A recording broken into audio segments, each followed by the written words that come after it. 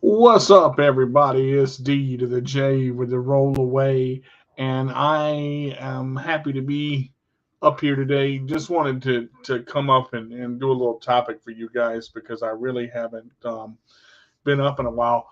I want to talk about, and I don't think I've ever covered this on the air before. So, what I want to do is I want to talk about planning and I want to talk about a budget. Okay, and I'm gonna try to uh, you know squeeze a third topic in here too because a parent asked a very good question that I want to address, and it's a good question, but I want to let me start with my first topic. So, okay, this is the way that I do things. Okay, nobody has to do this my way.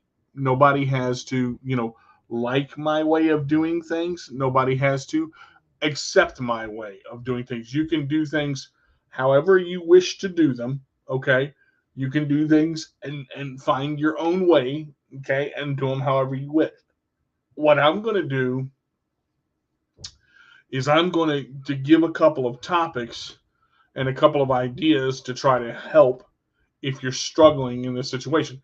And if not, great. Okay. It doesn't apply to you. If this doesn't apply to you and you don't have any problems planning and organizing, that's fine. And you may think you can organize and you may think you can multitask and you may think you can plan and you may come to realize, wow, I didn't realize I was struggling with this because I don't know a lot of guys that can multitask and plan. Okay. I can because I've been forced to do it. Okay. I've had to make myself do it. I used to have trouble. I think what I'm going to start with before I get to planning is I'm going to start with my budget. Okay. A lot of this right here, I'm 41 years old and I've made a lot of mistakes in my early 20s with money. Okay. Let me do one thing here before I get going too far.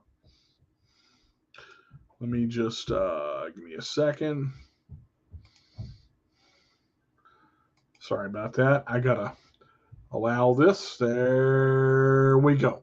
Okay, so I made a lot of mistakes in my 20s when it came with money. Okay, when I left home, my mom instilled in me, listen, DJ, don't get money and let it burn a hole in your pocket. Okay. I'm going to talk about a lot of things here. If you have a question, please, don't be afraid to ask me. If you're coming in and you want to catch the replay a little bit later, that's fine too. All right. So we're going to talk about a couple of things to where, um, I'm not able to really, let's see. Can I see the chat here? All right, let me make sure. I don't know if I can. I can't see the comments that way. Darn. All right, I'm gonna wait for somebody to get up here. Let me see if we can actually. If you're up here, do me a favor, leave me a comment. Let me see if I can actually do this in full screen and see the comment real quick. Okay. Okay. No, I can't. I have to do it in out of full screen. All right. So when I was in my 20s and when I moved away to Waynesboro, okay, I went to college for 2 years. Okay. Now I started learning to budget, and I'm going to go very simple. Okay. My mom sent me $100 a month. Okay. To do what I wanted to do. Sometimes she sent me 50, sometimes she sent me 100. Now, what I had to learn very quickly is that if I wanted a soda, okay, a soda back in that time was 50 to 75 cents. Okay, I graduated. I went to college in 2001. I went to college in August to September of 2001. Okay, I had a couple of months home, and then I had to pack to go to college. So mom would send me 50 to $100 every month. Okay. And I asked her if she could send me $50 every 2 weeks She said, no, I'm going to send you 50 to $100 a month and I want you to budget it. Okay. So what I had to learn how to do is I had to take the money that I got and realize, all right, the money that you have right now and learning how to budget this, you have got to take that money and make it last. Okay. So when she sent me $100, I opened a second account and I put $50 in that account. Okay. So I worked with, instead of $100, I worked with 50. Now, you go to the snack bar and a burger with onion rings and a drink cost you about 8 to $12. Okay. So you figure 12, 24, 36, 42. You could go to the snack bar 4 times a month, but there's more things that you have to do. You have to buy deodorant, you have to buy shampoo, you have to buy, things that you need, soap, aftershave, different things, body wash, loofahs. Yes, I'm a man. I loofah. All right. I like my loofah. Okay. So you have to do that. And I go, wait. This 50 is going way too fast. So I got the other 50 out, and then I'm like, now I'll go to the snack bar. But then you realize at the end of the month, your 100 is gone, and you're depending on that 100. Okay, and I'm like, all right, I got to find a better way to do this. So I kind of sat down and I wrote out a plan. My very first budget was in an old notebook that I had. I said I have $100, and I took my $100 and I said, okay, I'm going to make it work for 50. I put 50 in the other account, and I said I'm not going to touch that 50. I'm going to let that 50 build. Okay. So I took my $50 and I said, all right, if I spend, do I really need a burger and fries every time I go to the snack bar? No. I can get a chicken salad sandwich with tomato for cheaper. I can get an order of fries with ketchup and cheese for $4.75. Do I really need a big burger? Okay. I can get an order of chicken tenders for $7. All right. So I started doing different food options. And then if I go to the snack bar twice a month instead of once a week, I'm saving money right there because that's $5 to $10 that I'm not going to spend. So the 50 started lasting longer. Okay. And I talked to my mom and I talked to my brother about ways to manage my money. And this is where my brother is probably the greatest money manager I've ever known. That's the one thing I can say about my brother. He manages money well. He knows how to do it.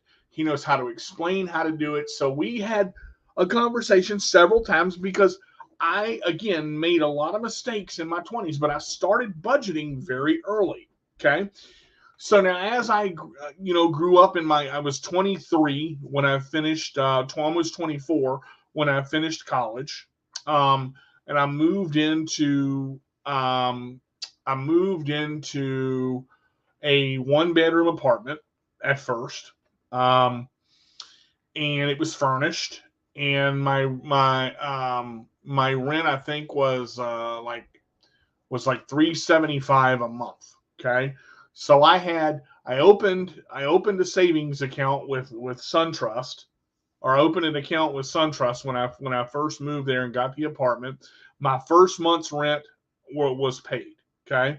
So that was, $375. I didn't have to pay. I had $600 in the account. Okay. So I got a job with Walmart, and I think at Walmart I made like something like, eight to $900 a month. So I got paid every 2 weeks, and I made like, I don't know.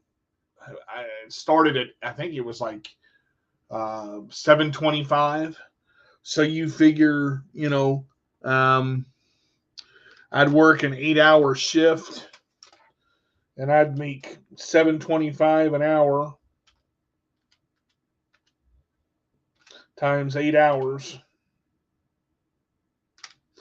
Okay. You got,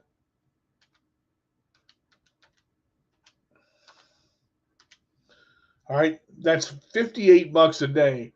So you take 725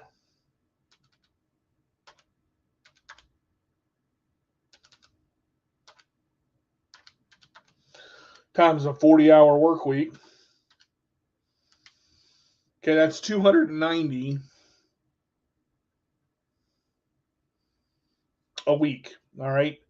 So you take 290, that's 1160. So you figure they took about 30, I would say, you figure they took out about 200 to $300. I'd say about 250 in taxes. So you figure that left me about 960 every 2 weeks. All right. So the 960, hey sweetheart, the 960 that I took, okay. So every 2 weeks, you take that times two, and that's $1,920. So you take that $1,920, you think, man, that's a lot of money. All right. And I'm like freaking out because I got a paycheck for $960. I'm like, yeah, baby, I'm gonna buy PlayStations and this, that, and the other, and 6 games. I go, wait a second, whoa, whoa, whoa. Wait a second, I gotta think here. Hold on. What the hell am I doing? I got rent I gotta pay. I got electric I gotta pay. I got cable I gotta pay. Oh crap! So you two, man, that 960 got real short real fast. So let's budget that. All right. So you take that 1920 monthly. All right, and you minus 375. Let's say 400 off that. That brings you to 1520. That's your rent right there. Okay. Then you minus, I don't know, 80 to $100 for power. That's 1420. Then you minus the 125 for cable. Okay, that's 1295. Then you take away your car insurance and things like that. So pretty much what I'm trying to say is I was left with about, after food and stuff, I was left with about $400 a week or $400 a month. So what I had to learn how to do was say, all right, what do I really need versus what do I really want? Okay. Some things I would pay with that first paycheck. Some things I would pay with that second paycheck. Okay. But the problem is what I started doing, and I started doing this very early, is I took a book. I took a book like this and I started writing down everything that came out every month. And the way you do it, when you take your monthly expenses, you write your rent, your power, your cable, your phone, your insurance, your any of your extra things that you have. So let me just tell you, rent, power, cable, phone. Okay, because I had a cell phone, so that was 375 to 400 right there. Power's 100, cable's 125, phone's $50. Okay, insurance at that time was probably $60. So you keep looking at all these things that go, and it sucks your account down to a certain amount of money. Like I said, so I was left with about $400 a month after buying food. Okay, and you think, well, I mean, if I have $400, I'm just gonna blow the $400. All right, and I did that. All right, my first paycheck, I'll be honest, I bought a PlayStation. Man, I was like, man, a PS2. I was happy. I bought 6 games, 420. You know what happened? Transmission went out on my van. Boom! Those unexpected hits that you don't think about. You're like, crap, what do I do now? You have to take your money and do what I call halvesies. Every time you have an amount of money, no matter how little, if you take half and you put it in a floor safe, or hey, I'm not talking about a bank account. I'm not talking about something where, it can be tracked. I'm talking about you put half of your amount of money somewhere where it can't be taken. Okay. You start to save money. I started saving $100 a month. My brother said, I don't care what you do. The first thing you do after you pay your bills and your rent, you take your $100 out of that money that you have left. But that only leaves me with 300. I understand that. Put that money away and forget that you have it. Forget that you have it. Don't use it. Well, I'll just get a credit card. We're going to get to that in a minute. Credit card messed me up. And I'm going to tell you what happened to me when I thought I was smart, okay? Because I started paying my bills on time, because I started paying my electricity on time, because I paid my rent on time, and because I did this over and over and over and over, and I'm working and I'm constantly getting income, man. I'm getting good. I'm getting PlayStations and games, saving money. Then I get a credit card. Man, I was so Discover, man. That was my first credit card. Got a $5,000 limit. Whoa! I got money, baby. I can buy anything I want. I can go get PlayStations and food and this and that. This plastic card is going to save my life. I was a dumbass. I got two. I got K Jewelers and I got Discover. $5,000 each. My credit was the shit. I'm thinking, man, I'm living in high cotton now, baby. I ain't got to pay nothing. I went out and bought projectors and PlayStation 2s and PlayStation 3s and food and everything. Before I know it, I get that first bill. $960. What? 960. What? How did I spend 900?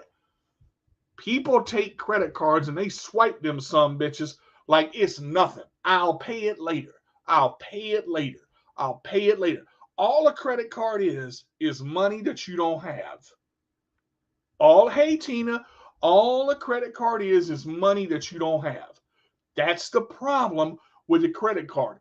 You only use your credit card within the outskirts of your means. Okay? So if that makes sense, if you have $400 in the bank, you don't go outside of that $400 on your credit card because otherwise you can't pay it.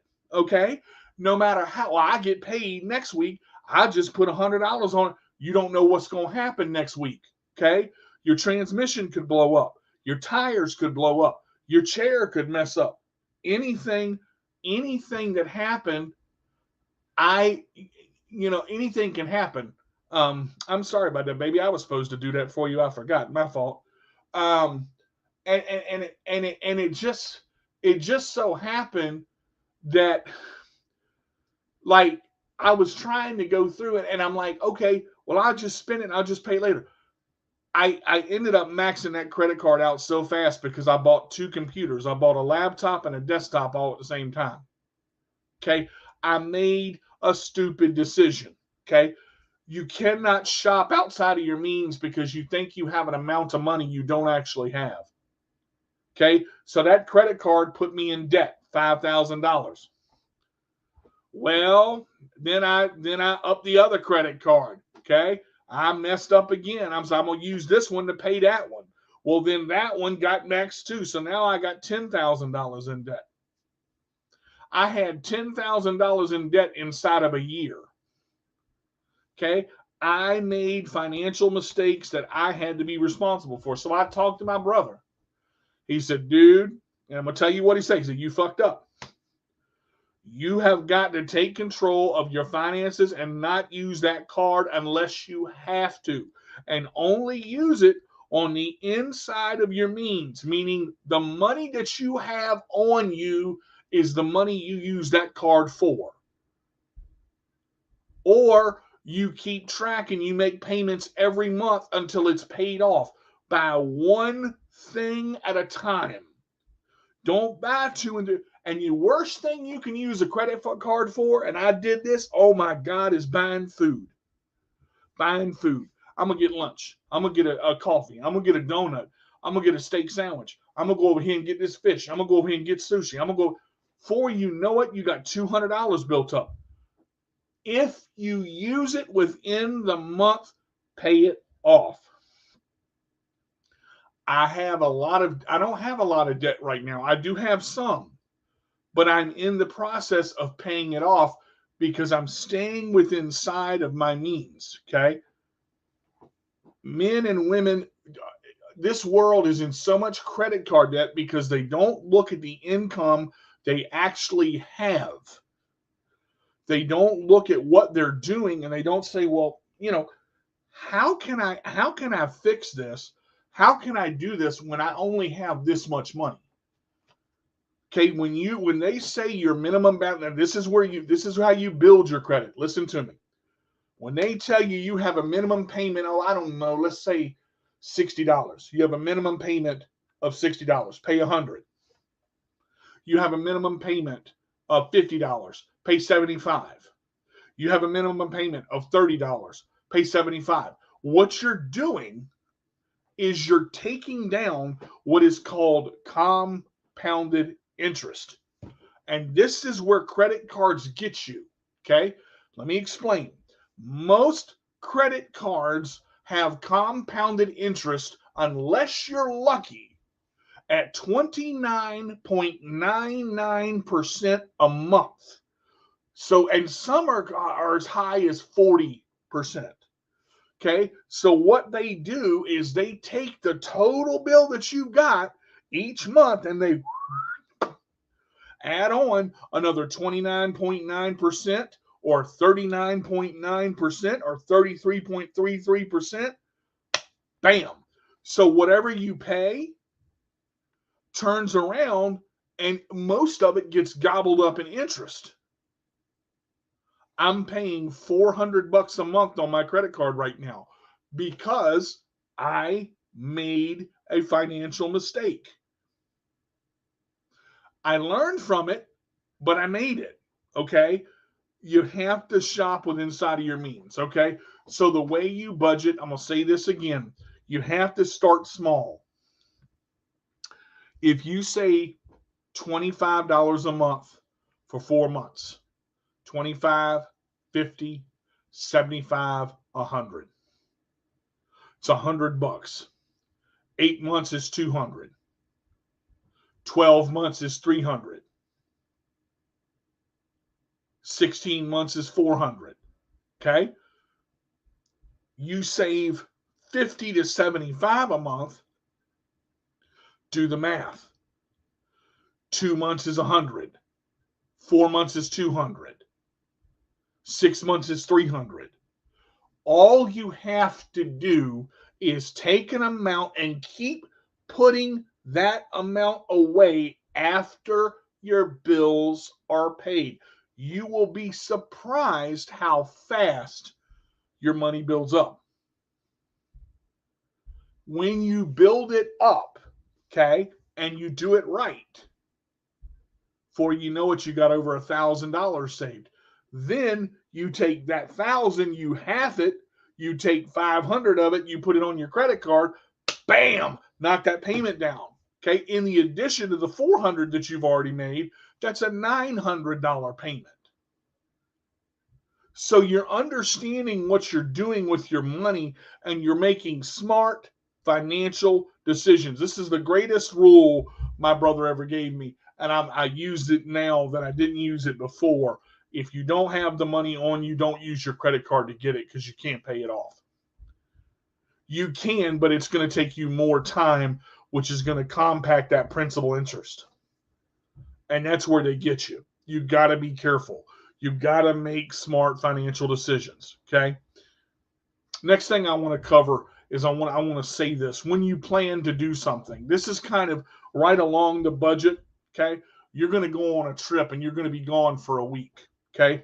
You know what date's coming. You know when you're coming. You know when you're going. Okay. So what you want to start doing is you want to start saving well before that trip. Whether it's $50, whether it's $100, whether it's $75, whether it's $10 a month. Okay. If you start somewhere, if you start at $20 a month, okay, $20 a month, 20 times 12.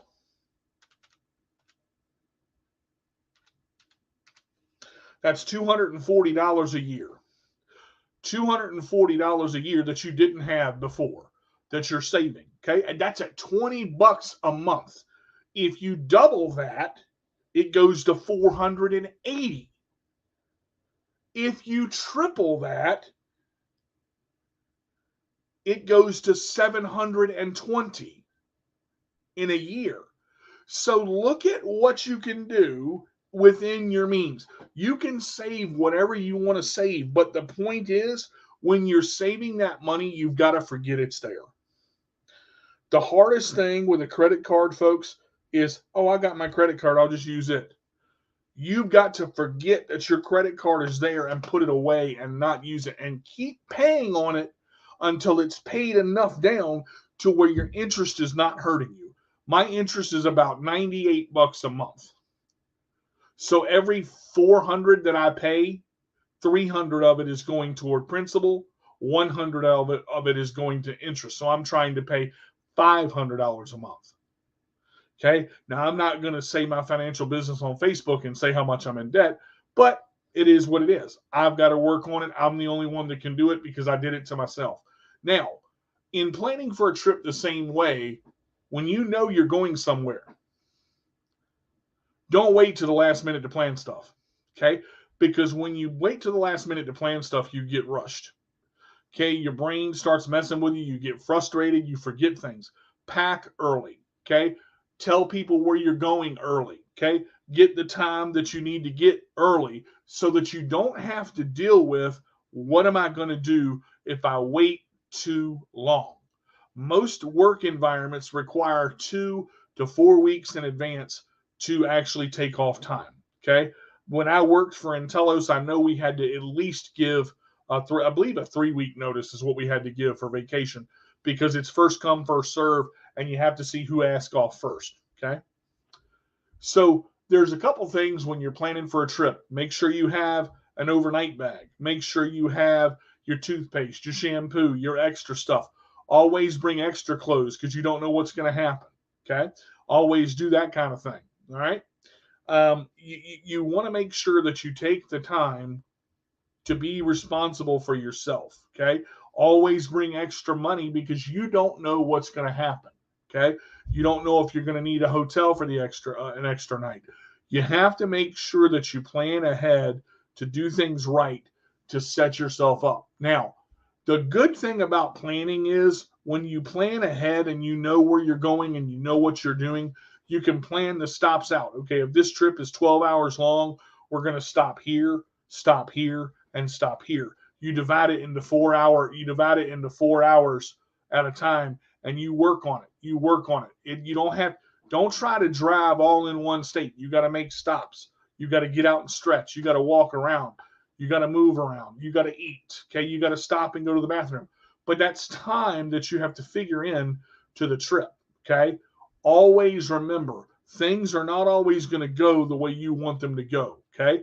Everything is not going to plan out the way you want it to plan out. I'm a meticulous planner. I like to plan things. I like to know where I'm going, when I'm going, and what's happening. Okay.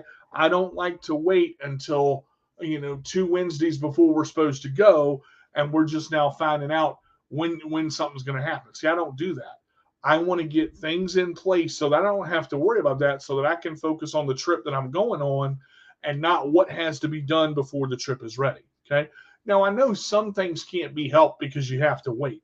You've got to see what other people are planning. You got to see what other people are doing. But the trick that I'm trying to say is, don't wait to the last minute, because the last minute will get you in trouble and you always forget something. Okay. So I want to take about 15 minutes on this last question if I can.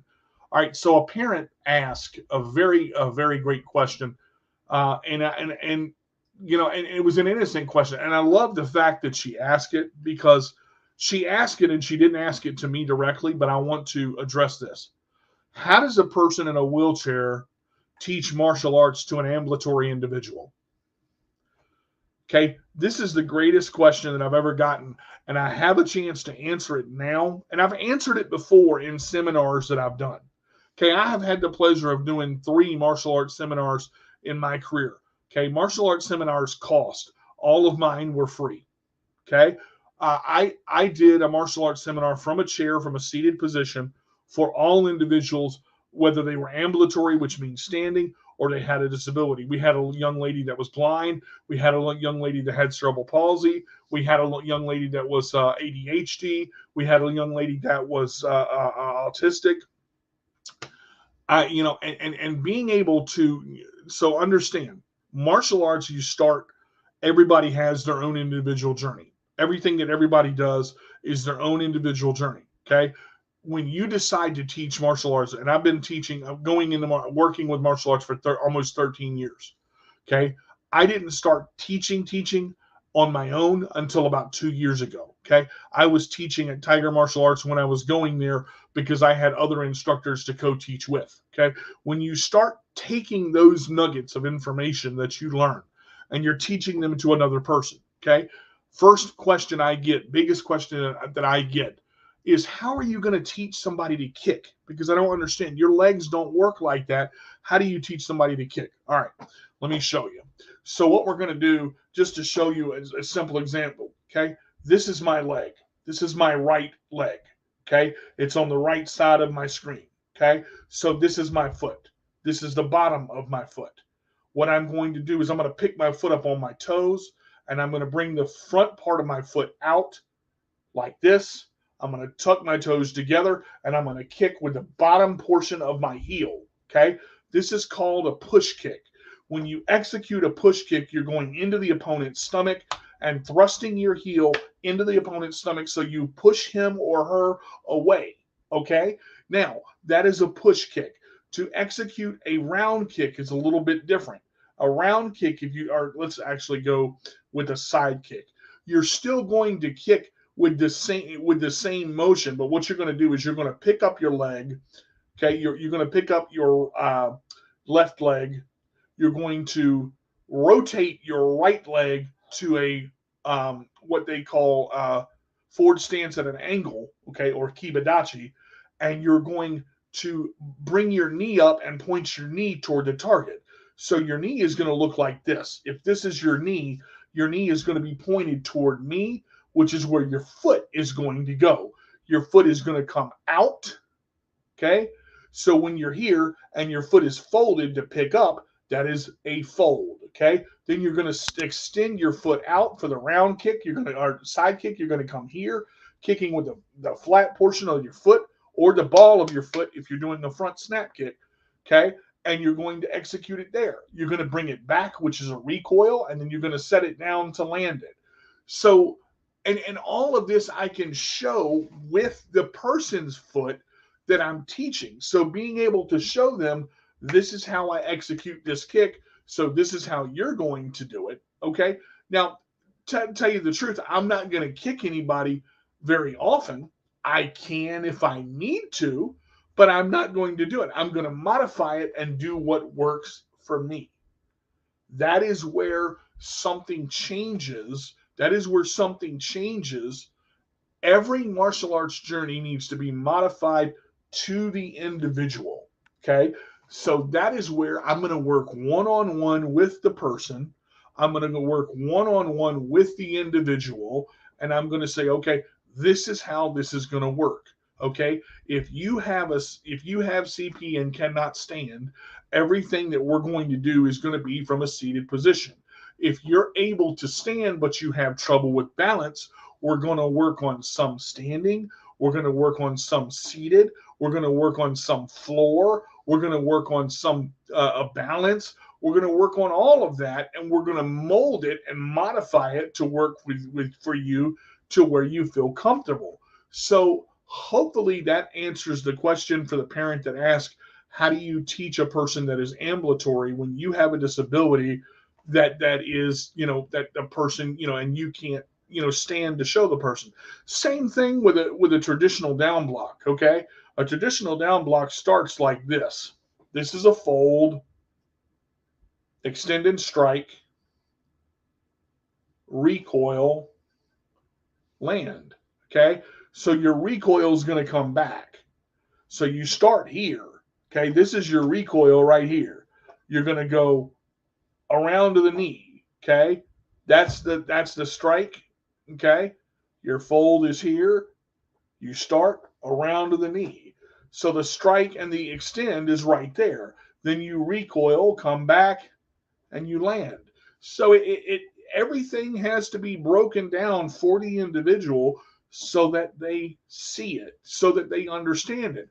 And some techniques you're not going to pick up one, two, three, it's done. Okay. Martial arts is a combination of muscle memory and repetition.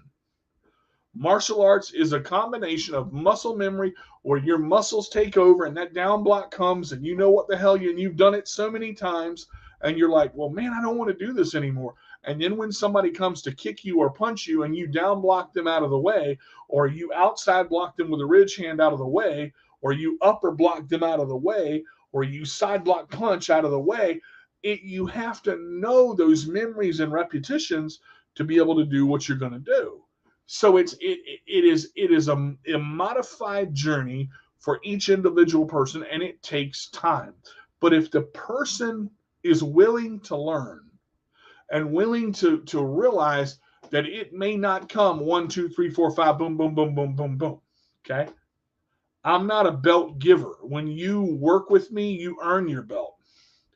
I just present. I just did the first part of a test for my student on Monday, and he did exceptionally well because I have a written test and I also have a physical and what they call an execution test of your techniques. Okay, and a lot of that, people think, well, that's kind of a lot of stuff.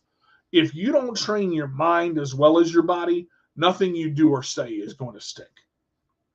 If you don't train your mind as well as your body, nothing you do or say is going to stick. And that is the problem with people in martial arts. When they get frustrated and when it doesn't work, they want to quit because they think they can't go any further, or they get the wrong instructor that says, okay, I've told you what I'm telling you. This is as far as we're going to go. You can't go any further. That's not the mindset of me. You can go as far as you want to go. I'm going to give you what you give me. You put in 100%, I'm going to give you 100%. Some days you can't put in 100%. You're not able to put in 100% because you're not 100% all the time. I understand that. But if you give me all that you've got, and your best is your 50%, but you're giving me all that you've got, I'm going to see that and I'm going to show that. Okay. So we're going to go there. So I hope that answers the question, and I hope today has been helpful. I hope it's giving you just a little bit of insight. If you've got questions on a budget or what to do, you can message me. You can inbox me if you want to learn more about martial arts and you want to try to be taught. Message me. I'm glad to help out. I can talk about tuition and all of that, how that works. But the only way to really learn is to step out and actually try. And if you don't do that, you're going to stay in the same spot that you already are. That's just like with saving money. If you don't start putting the money away now, you're not going to be able to save for the rest of your life because you cannot live paycheck to paycheck and survive, but for so long. Trust me, I've done it. I spent my 20s and my 30s learning from mess ups and fuck ups that I did on myself, and still to now, I'm still learning from that. Okay, I love you guys. I hope you guys have a great rest of January. I'm gonna come back. We have an established date for my CP does not define me. We're gonna come back the Wednesday of, I want to say, the 20th, I believe, is when I'm going to come back, but I have to check the calendar there. Let me actually give you I will be doing a special episode in February, but let's just see here. All right.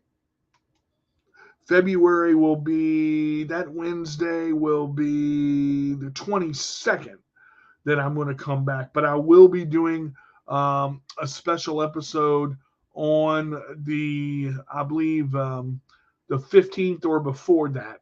So, take a look from the 8th, ninth, 10th, 11th, 12th. Just keep keep yourself tuned in, because I will be doing a special episode somewhere in between there. I hope this gave you some confidence. I hope this answered some of your questions. If you have more, if you want to learn more, do me a favor, email me, guys. Just let me know. Let me know what you want to talk about. You can email me at carterdj85 at gmail.com. You can also email me at mycp does not define me at yahoo.com. Please don't forget that you can do that anytime. But understand, I've got emails and emails and emails that I don't that I've got to answer. So if I don't get to you right away, please don't get discouraged. I will get to you. Now, let me say this, and I want to say this before I go.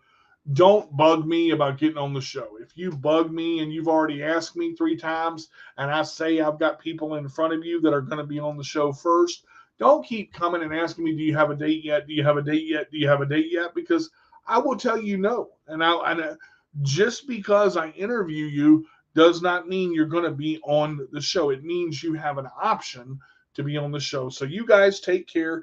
Thanks a lot, and we hope to see you soon.